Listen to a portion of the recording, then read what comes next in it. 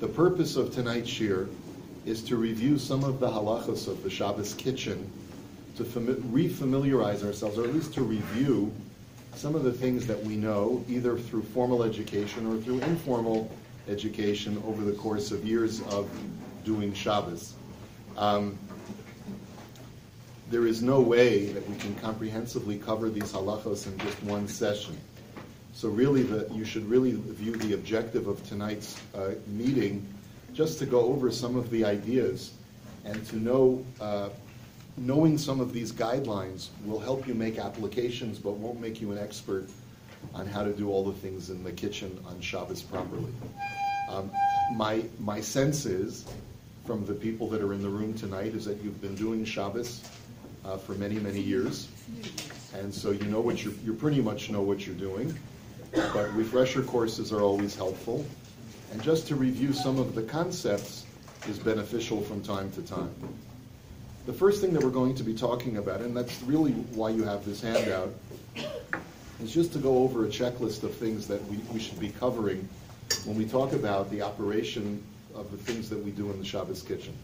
The principle of bishul is the main challenge of having food on Shabbos, and it has to do with, of course, there's the malacha. One of the 39 malachos on Shabbos is cooking. Cooking is usually defined as changing through heat the state of a food item.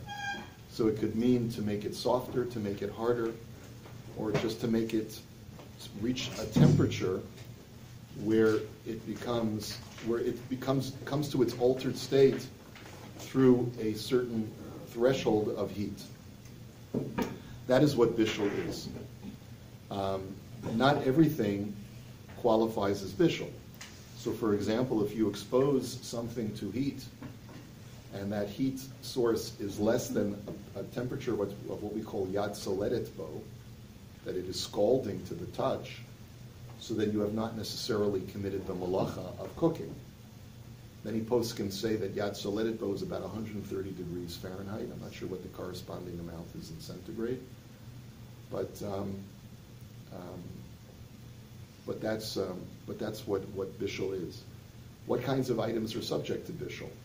Well, if something's been previously cooked, as we'll see later on, it is not subject to being cooked because it's already been cooked. There's a principle in the Gemara that says, Ein bishul achar bishul.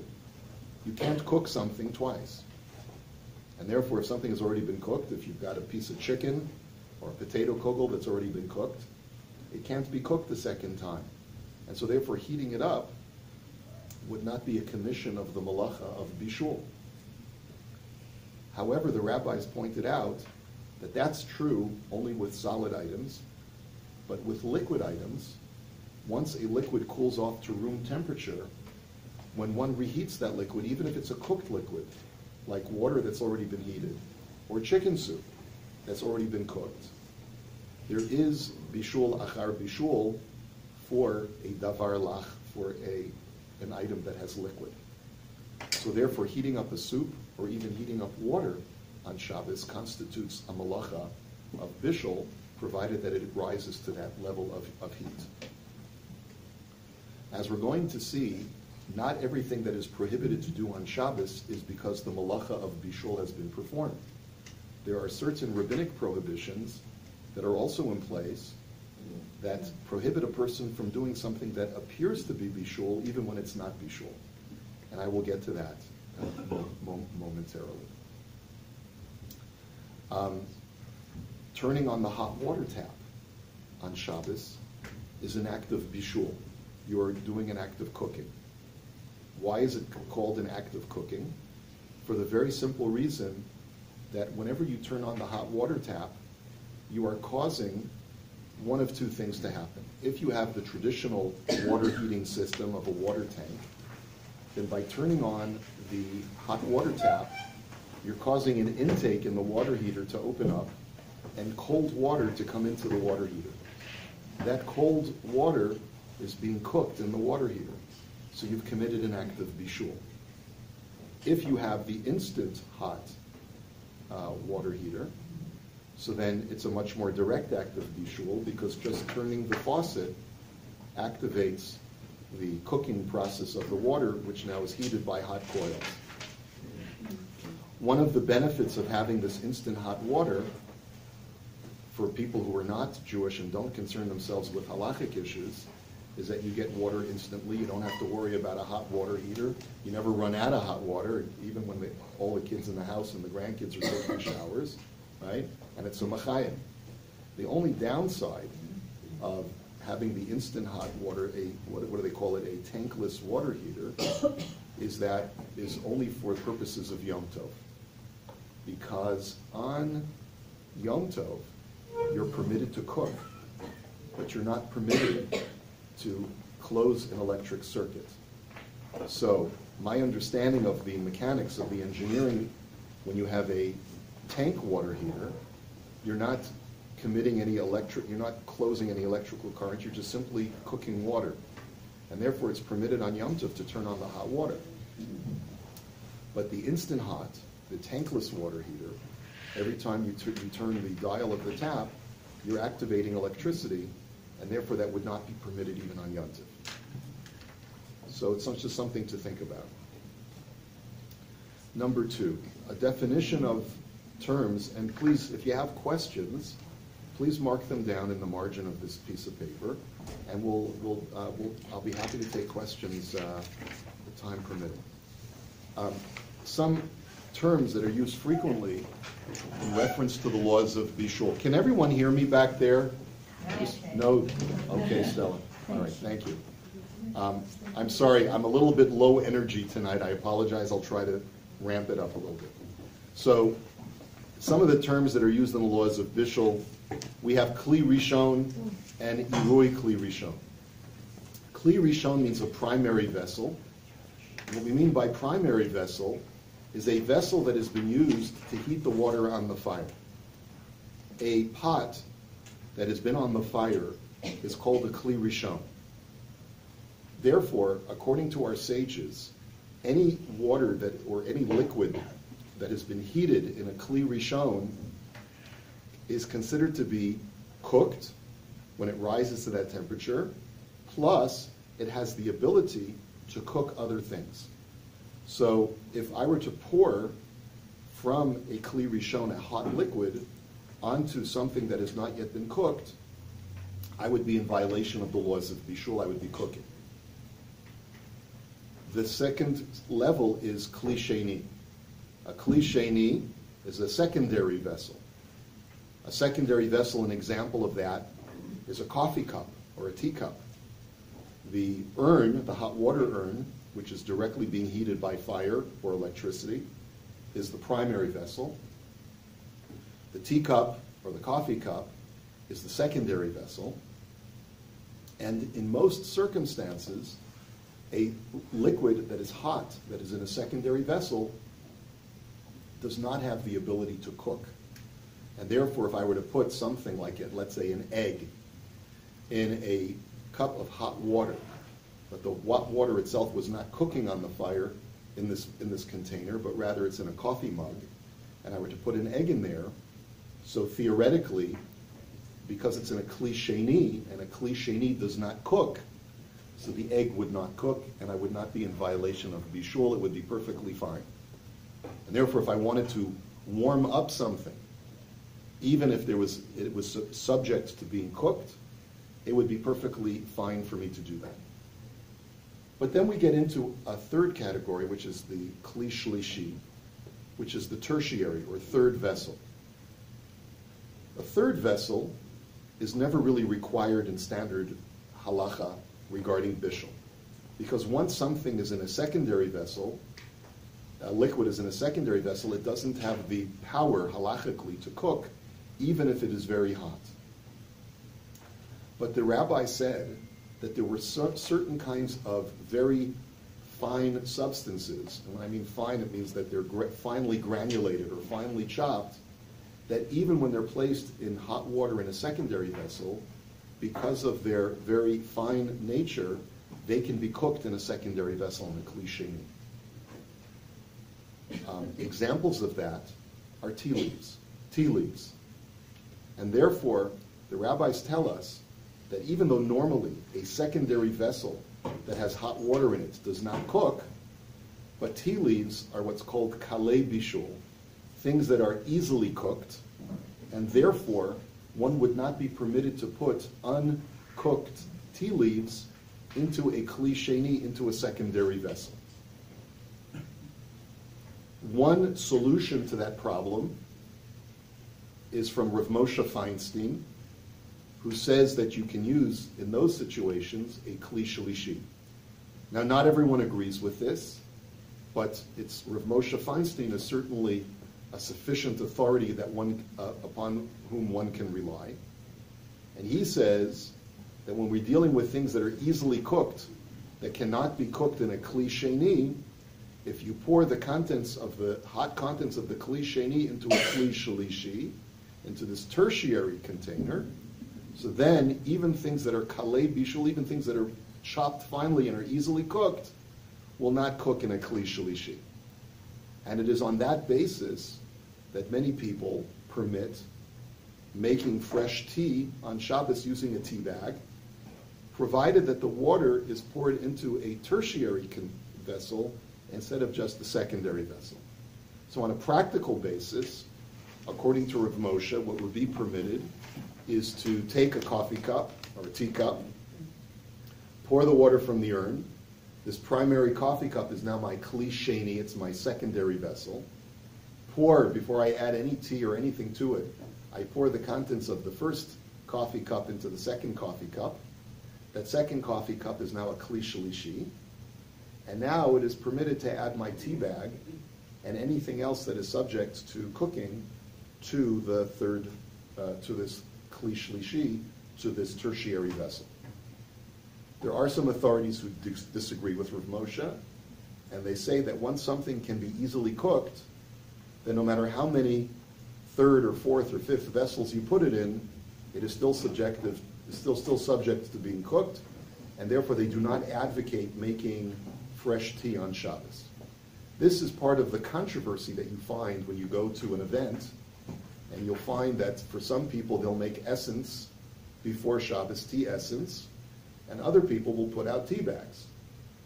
So there is a reason to be machmir, but there's also to be stringent. There's all reason to be mekel, and one should do according to their family tradition. There is another issue involved in making tea on Shabbos, and that is the issue of borer and schita, separating the tea leaves from the water after the tea leaves have been soaked in the hot water and have let out their flavor. You're really not supposed to pull out the tea bag. According to many authorities, that is called borer.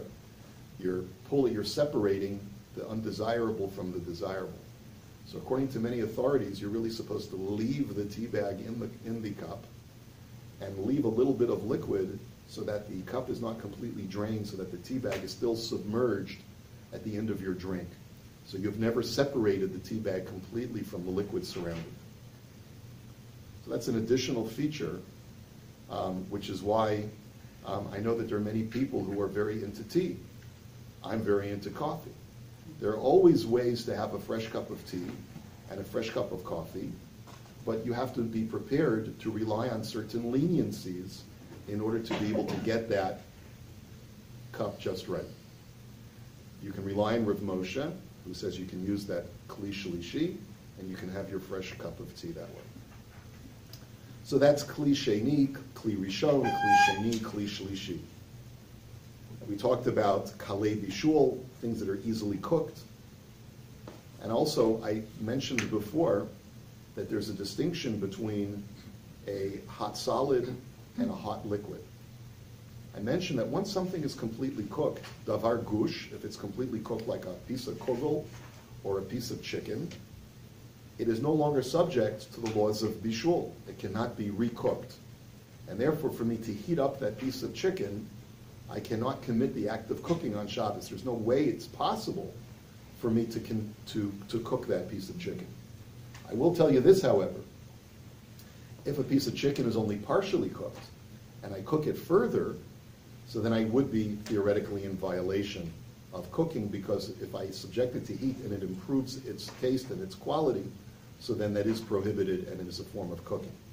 But under normal circumstances, a fully cooked piece of chicken that is dry, that does not have a sauce, and a piece of kugel, piece of potato kugel, those things cannot be cooked. Only things that are liquid are subject to re-cooking. And this will be relevant when we talk about how to heat up items on Shabbos for lunch. It is very important to establish that anything that has a gravy, that has a liquid, cannot be heated up on Shabbos.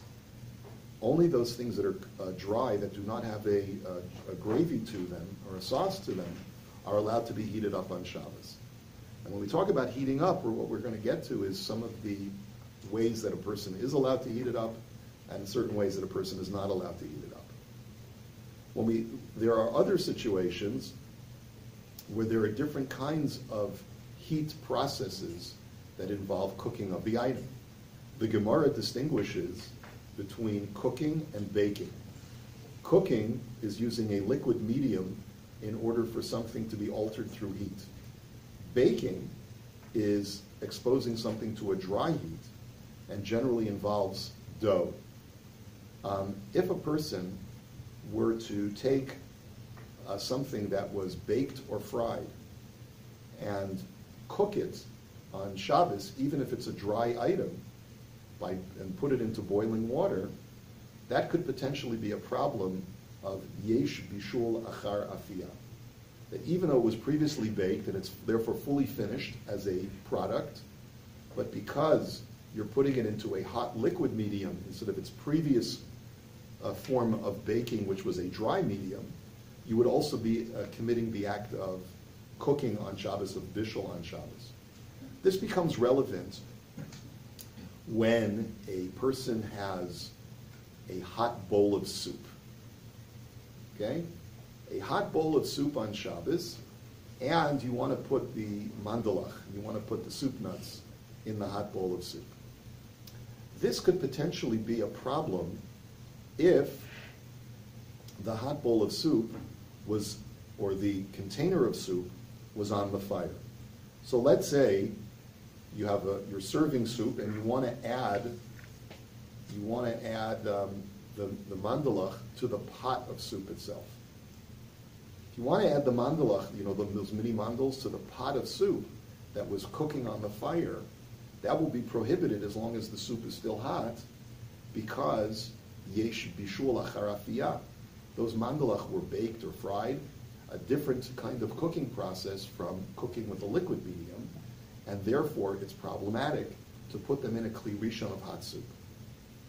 Can you add mini mandals to your soup that are at the table? According to most authorities, that's not a problem, because certainly your bowl of soup is at least a kli sheni, is a secondary vessel, and therefore it would not be committing an act of cooking. So therefore it's not a problem. There are people, however, who are machmir and will not put pieces of challah or mandals in their soup if the soup is still hot. I don't subscribe to that. Anytime you cook something even partially so that it's edible, you've completed the act of bishul, for which you'll be liable for the malacha on Shabbos. So we've done a little bit of the laws of kli rishon, sheni, and shlishi. That's number 3. We've talked a little bit about bishul achar bishul, cooking after cooking, for liquid items, that once something comes back to room temperature, if you reheat it and it is a liquid, you've committed the malacha of bishul.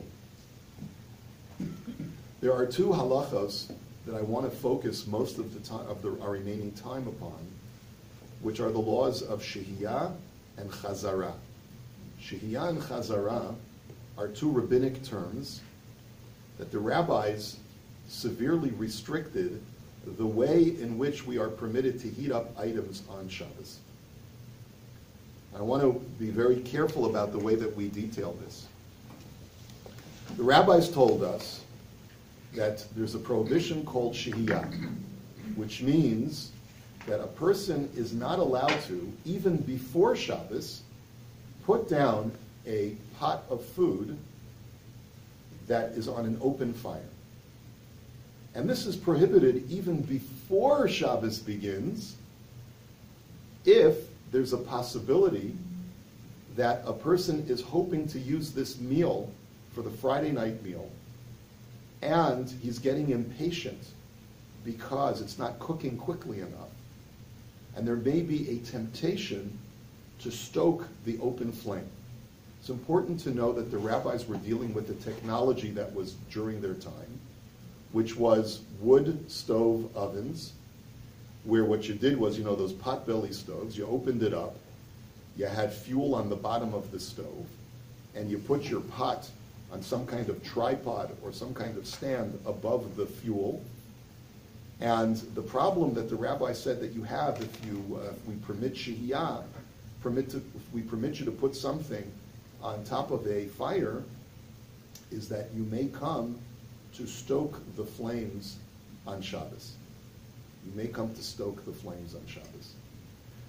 So therefore, even when it's before Shabbos, a person is not allowed to have something cooking on an open flame, let's say a chicken soup, unless it's completely cooked before Shabbos. Now, there are other details to this law, but I want to keep it simple. So we'll leave it at that. If you want to keep something on an open flame on Shabbos, regardless of when you want to serve that, it would be necessary for that item to be completely cooked before Shabbos in order for it to be on an open flame. Furthermore,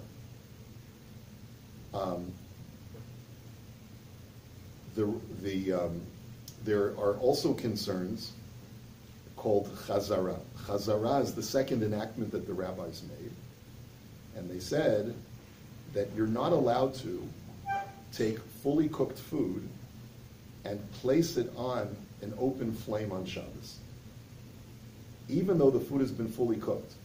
Here, the concern is not that you may want to adjust the flame and stoke the flame to make it cook more rapidly, but rather the concern is what's called mechazeh kimivashel, that it has the appearance as if you're cooking.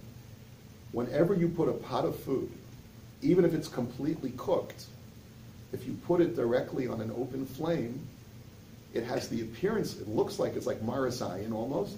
It looks like you're cooking, and therefore the rabbi said that you're not allowed to do that.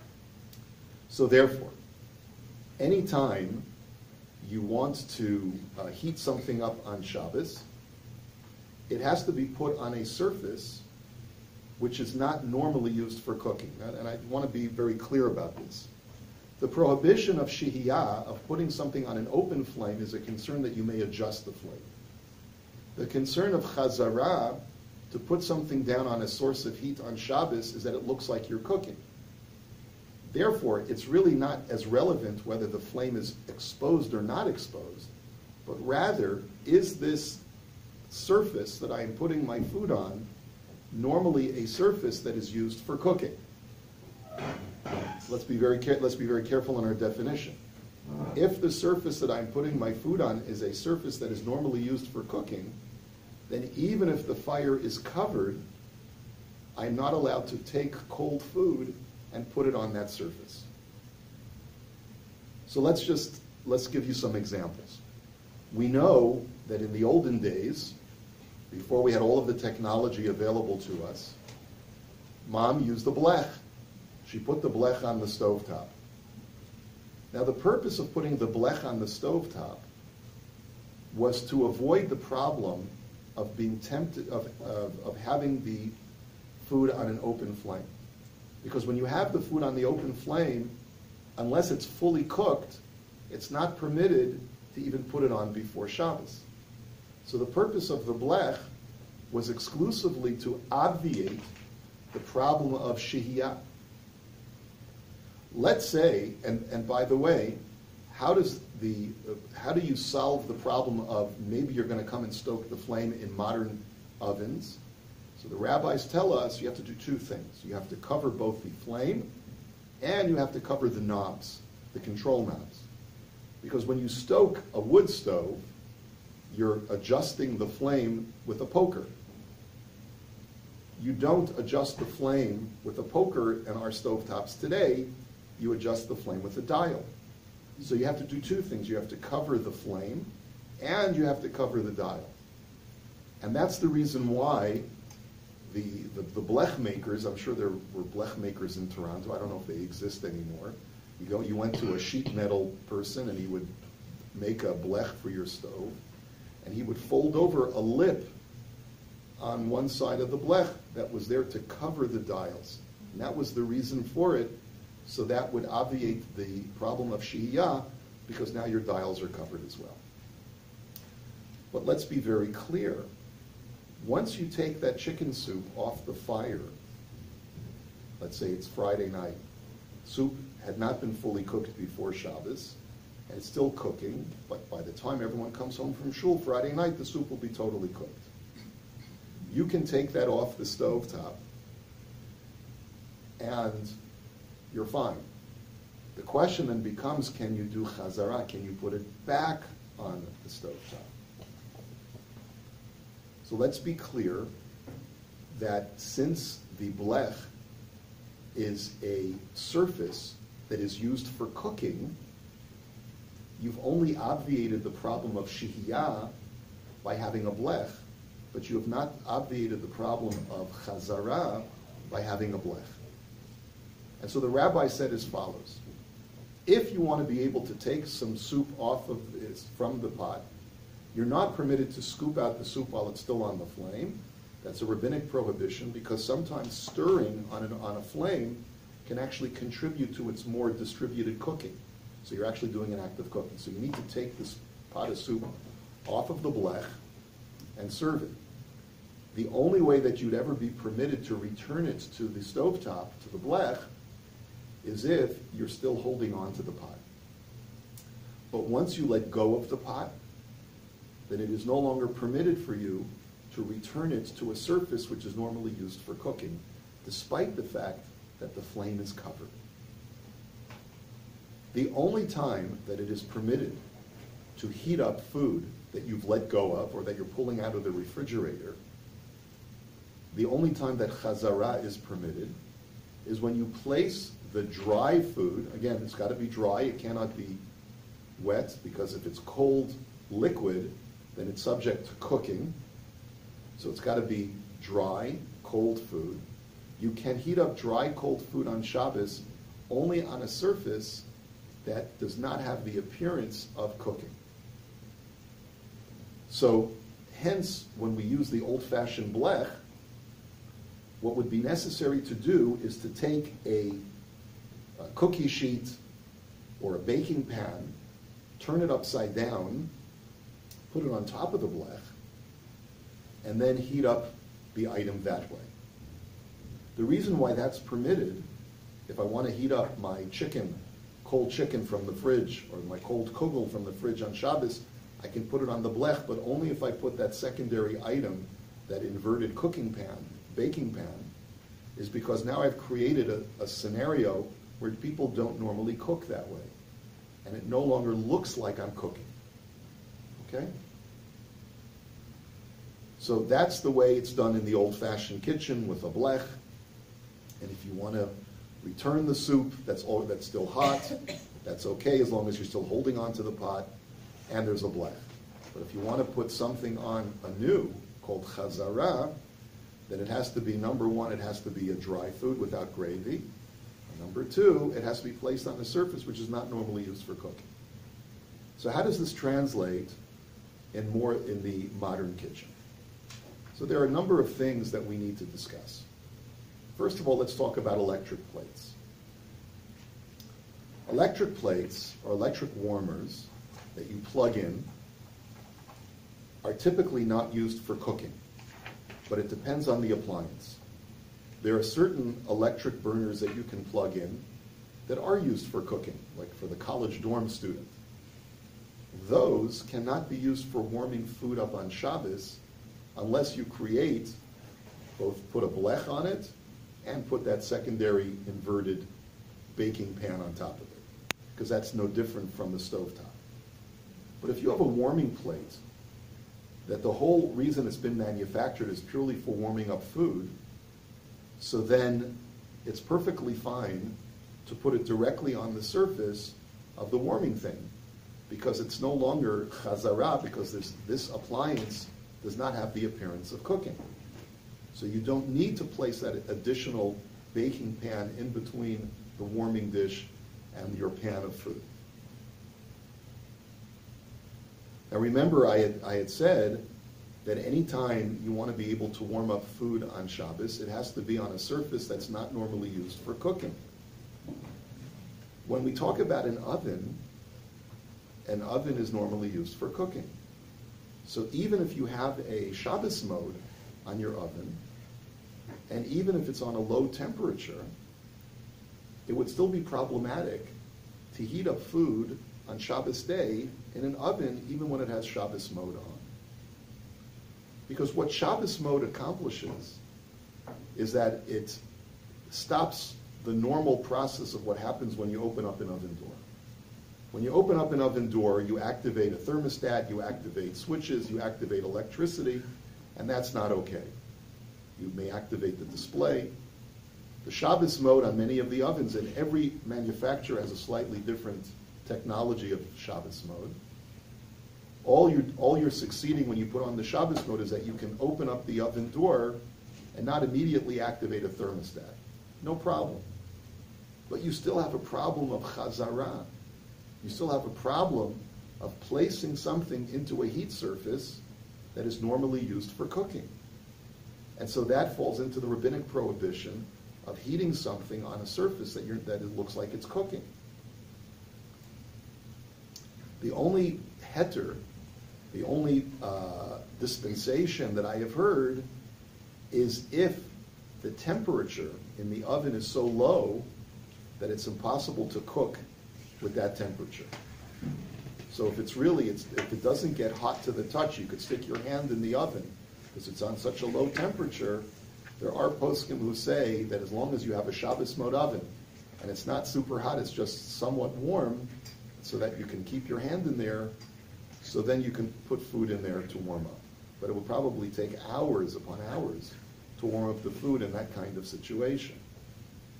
So I know that this is a widespread issue, and perhaps this is probably a good thing to mention in the review session, is that the Shabbos mode does not allow you to heat up cold food on Shabbos. Shabbos mode up. It just doesn't allow it because there's no way to take away the appearance of cooking, despite the fact that it's Shabbos mode. What a Shabbos mode oven does allow you to do on Shabbos is that if you want to put your cholent in the Shabbos mode oven before Shabbos, then you can, but even in that situation, you should make sure that the cholent is somewhat cooked before Shabbos begins. And the reason is because otherwise there's a problem of shehiyah, because an oven is considered to be an open flame. So therefore, if you want to use a Shabbos mode oven for your cholent, make sure it's cooked before Shabbos, at least that it's edible before Shabbos. Put it into the oven, keep it in the oven, and then the Shabbos mode oven allows you to open the door and pull out the cholent. But you would not be allowed to put anything new in during Shabbos day.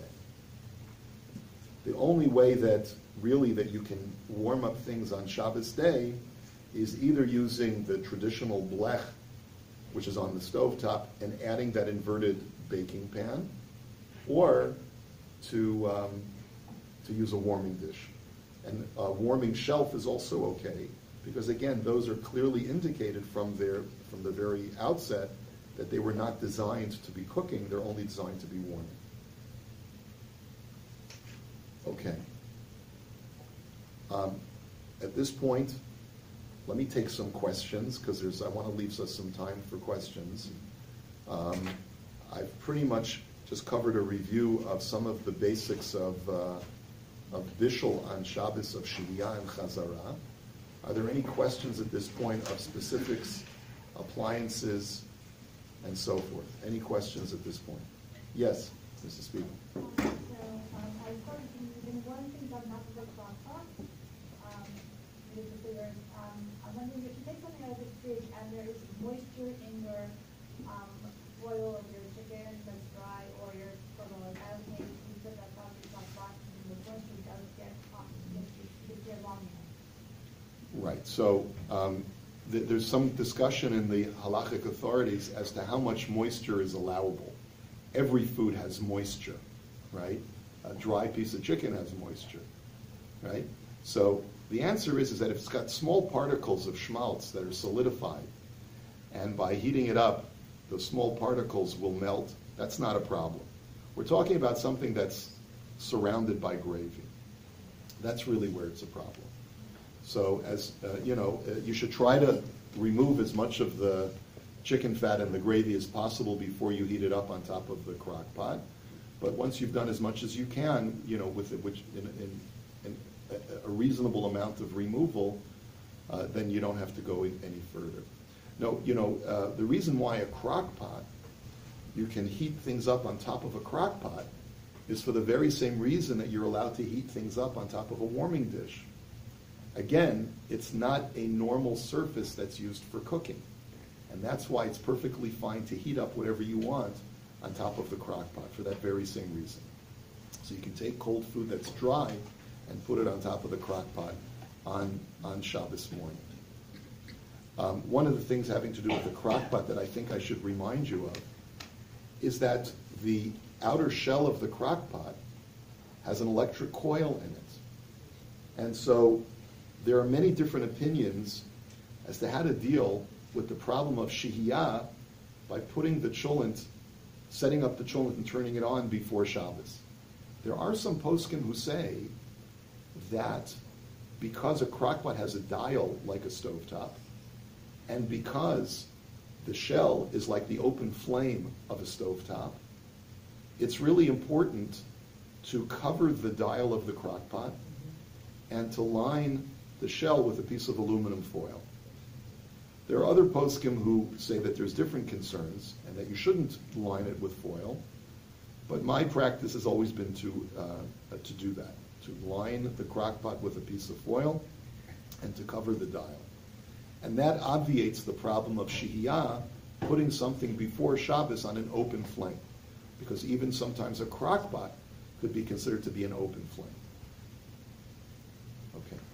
Now, the other thing, I'll get to you in just a minute, Faye. The only other thing I wanted to mention is that, as I mentioned before, you're not permitted to stir your soup while it's on the flame. No. The same thing would apply to your crock pot. You are about to go to shul Shabbos morning, can't wait to hear the rabbi's drasha. So before you leave, you lift up the lid off of the crock pot, and you see that it's unevenly cooking, and you just want to stir it. No, that's not permitted on Shabbos, because the stirring itself while it's on a heat surface is considered to be a form of cooking, and it's therefore not permitted. There are poskim who go so far as to argue that even just lifting off a lid off of something that's cooking on a flame could be considered to be contributing to the distribution of heat, and therefore should not be done. If the cholent is fully cooked Shabbos morning and you want to stir it, it would be necessary to remove the crock pot out of its shell, hold on to it, right? Continue holding on to it. Then you could remove the lid, stir it, put the lid back on, and since you haven't let go of it yet, it's still permitted to return it to the crock pot. Okay. Yes? You need teamwork for that. You need other people around. You could need teamwork. It could be a little bit unwieldy. And so you could construct your crock pot by putting an extra metal vessel on top of my foil blech to heat up food. Yes. And also, so my urn is from the States. It's a stainless steel, double-clad, and the top gets very hot, so I could warm up dry food on top of my... Correct. A lot of people do that with their hot water urn as well, just like a crock pot. Faye, I'm sorry, did you want to say something? So you said line it. I thought you were supposed to put it at the bottom. Do you put your foil all the way around and at the bottom? I do, because the heat source is not just at the bottom of the crock pot, it's all around. My understanding is of the technology is that there are coils throughout the shell, not just on the bottom of the shell. Yes? So you're against putting timers on the hot plates, like on Shabbos, to have it turn on? I addressed this issue. If the reason for the question is, can you put timers on your heating appliances on Shabbos? There are poskim who are opposed to using timers on any other appliance other than fans and lights. Rav Moshe was of that opinion. But there are other poskim who are more liberal in this matter. I think that if a person is concerned about safety, if there's maybe a hazard because you're worried about leaving your warmer on for an extended period of time, we can certainly justify people putting their hot plates on timers. Yes? Will the trolley bag, the plastic bag, constitute the same thing as an aluminum foil covering? The cholent, with the liner. yeah, but that liner goes inside the crock pot. It doesn't go on the shell. Yeah, it doesn't go on the shell. Yeah, I'm talking about before you put the ceramic pot in, you line the shell with foil. Arnie? But that's the same as the black. You're just putting the foil in the shell of the crock pot. Right. But the rabbi said that you have to have this upside down pan on top of the black. Only when you want to heat something up on Shabbos. Okay. But if the crock pot was put into position from before Shabbos, the issue is shehiyah, not chazara. And so therefore, as long as the flame surface or the heat surface is covered, even by just a piece of foil, then it's permitted. And so therefore, even if the cholent is not properly cooked before Shabbos, there's no problem of shehiyah. That's why we tell people to cover the shell with a piece of foil and to cover the dial on the crock pot. Is that clear? Yeah, but it was more the black. Well, it was leading back to the black itself. Why you needed an upside down pan? Okay. The upside down pan is for chazara, not for shehiyah. Rabbi Ostreicher. My understanding is that some of the mini suknas that are made by deep frying. In that case, they're not subject to bishul because they've already. Well, there's a machlokes, there's a dispute in the poskim whether frying counts as bishul or counts as afiyah. I'm talking about deep frying. I understand. There's no distinction in halacha between deep frying and frying. The issue is the medium is oil instead of water, so some poskim say that doesn't count as bishul. At least that's my understanding. And with milk? If something's cooked in milk, is that bishul? That's bishul, yes. Oil is the exception because the property of oil when it fries is completely different from any other liquid. Yes? The urn, hot water urn, does it have to be boiled before Shabbat? You know, like when it's 10 minutes before candlelight and you realize you forgot to put up the urn?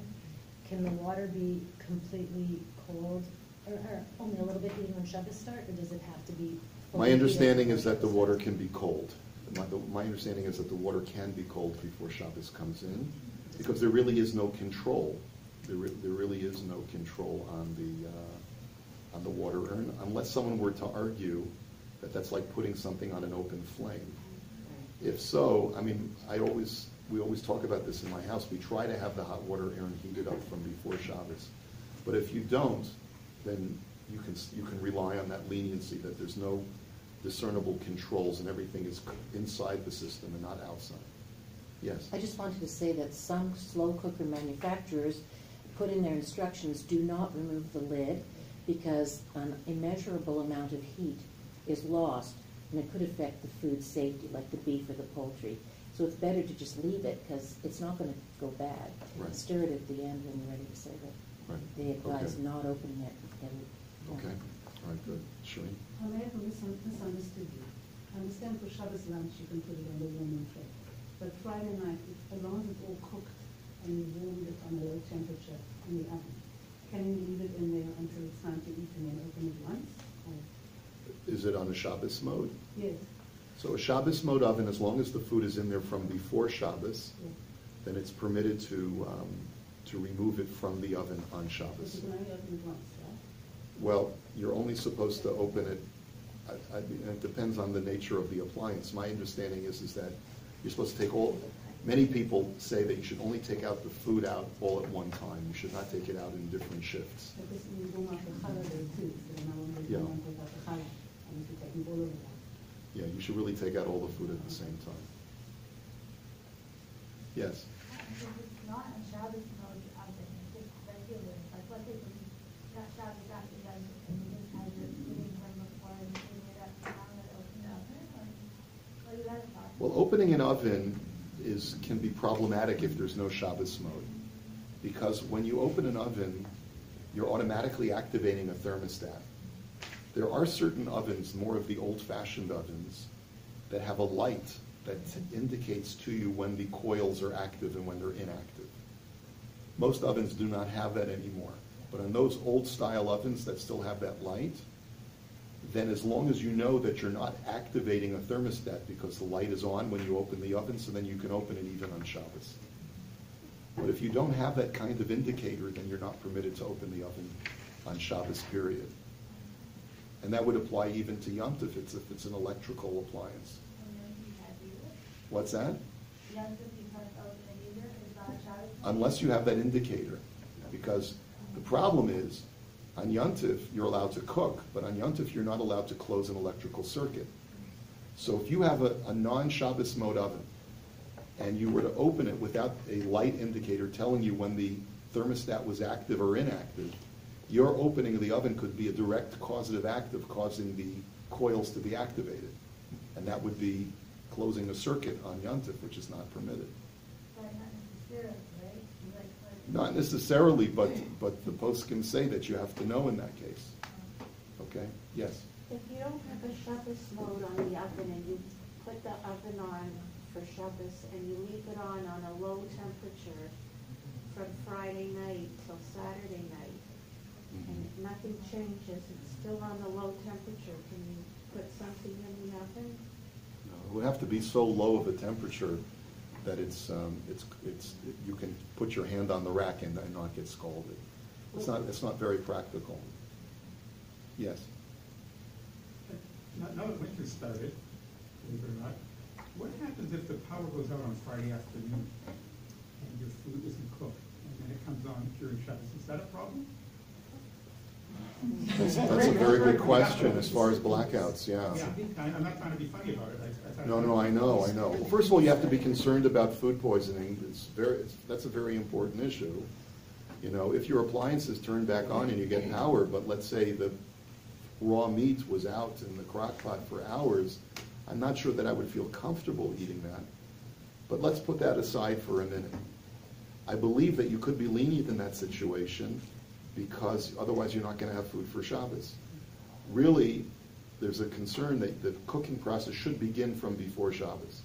But in this situation where it was out of your control, I believe that you can be lenient, yes. When you put it in before Shabbos and the power went out. Right, so it was beyond your control. Yeah. Thank you. What did you say, Rabbi Korobkin, about Instant Hot? I got confused. You were saying that, of course you can't use it on Shabbos, but on Yom Tov, you still can't use it? On Yom Tov, it's also a problem, the Instant Hot. I mean, my understanding of the appliance, of the Instant Hot, is that you're actually activating an electric appliance to heat the water while it's running over those hot coils. The coils are not hot constantly. Your turning of the faucet actually turns on the switch to cause the coils to heat.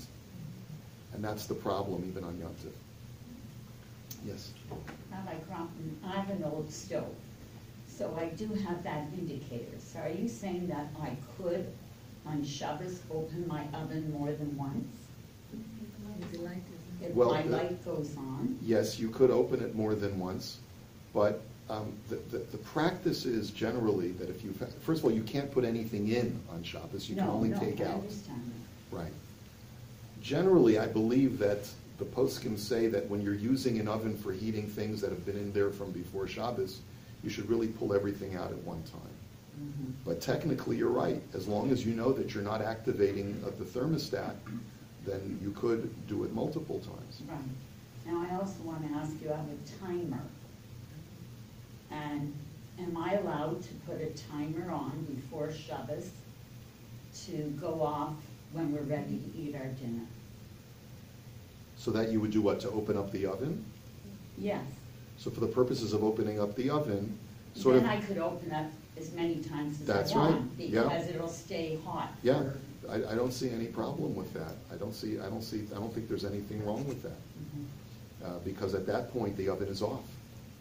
Right. So, but But I said it prior to you should not put Shabbos. anything into the oven, but you can take things out incrementally if you want. There's a question among the poskim, can you set up a coffee maker to, coffee makers come with timers. So can you set up a coffee maker to make fresh coffee Shabbos morning? As I mentioned to you, Rav Moshe was very opposed to the use of a timer for appliances, especially when they're turning on and they're cooking, which is a different situation from what you're describing, Marcia, where the timer is turning off the appliance. Here the timer is turning on the appliance to cook coffee on Shabbos. Rav Moshe was opposed to that. But there is a minority of authorities that permit that on Shabbos. And that's one way that people are able to arrange to have fresh coffee. It's not something that I advocate, but it is something that you should know is available if a person really is chalishing for that fresh cup of coffee. Yes? Is it correct that you need the shlishi for tea, but not for coffee, for instant coffee? That's not so clear to me. You see, there are poskim who say that instant coffee should be treated like a liquid because it dissolves instantly in water. And as such, it's subject to cooking even in a cliche. So therefore, I subscribe to those poskim who say that whether you're using instant coffee, instant tea, or tea leaves, you should always use a kli shlishi. So do you put the granules in first and then the third cup? No, you put everything in the third cup and then add the granules. Even in the third, it Yeah. has to go in last. Yeah. Yeah. And the coffee? Yes. I just want to clarify, because you mentioned with the third vessel above the tea bag, did you say you have to leave the tea bag in? Yes. With a little bit of water, you can't remove it. Right. That's according to many poskim. You should not remove the tea bag. You should leave it in. And can you pour some tea off with the tea bag? I suppose that's okay. You want to keep the tea bag submerged in water the whole time. On my burner, I have like these lights that go on and off, that can turn the burners up and down, on Yanta, not on Shabbos. Aha. No, so the indicator light is on the burner itself. That's Yeah. interesting. Yeah. Okay. One more question. Excuse me, I'm not clear on if the oven is in Shabbos mode on Friday night, why do you have to take everything out at once? Why can't you? I'm not sure why. I just know that that's what many rabbis say that you should do. That's what I've heard. Theoretically, it shouldn't be necessary. You should be able to take things out incrementally. But this is what I've heard over the years, and I've never really investigated why. I'm not sure. Yes? So the Shabbos mode, as an alternative to someone who has an old stove with a light, the advantage of the Shabbos mode is you can just go and take it out. With the light, you have to wait Yeah. until the light goes on. Right. It can be a long time sometimes. Yeah. But if the oven is actually off, Yes. So Rabbi Korobkin, this is a question that doesn't have to do with cooking, but it comes up on Shabbos and is a problem for me, and maybe other people will be happy that I asked it.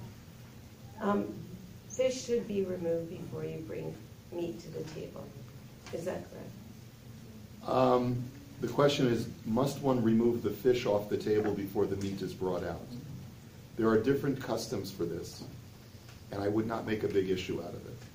Personally, I don't think that it's necessary. I think that it's acceptable to have fish and meat on the table at the same time. Because the truth is that this whole idea of not combining fish and meat is a rabbinic law that's based on sakana, and so as long as you make sure that they're not on the same plate, I don't think it's a problem. I mean, consider this.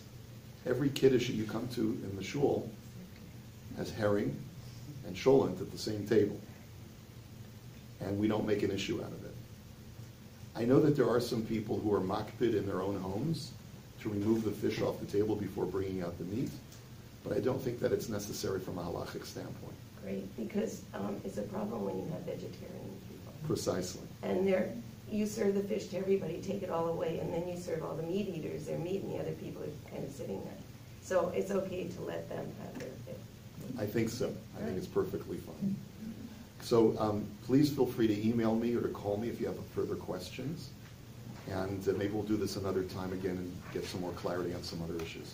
Thanks for coming, everybody.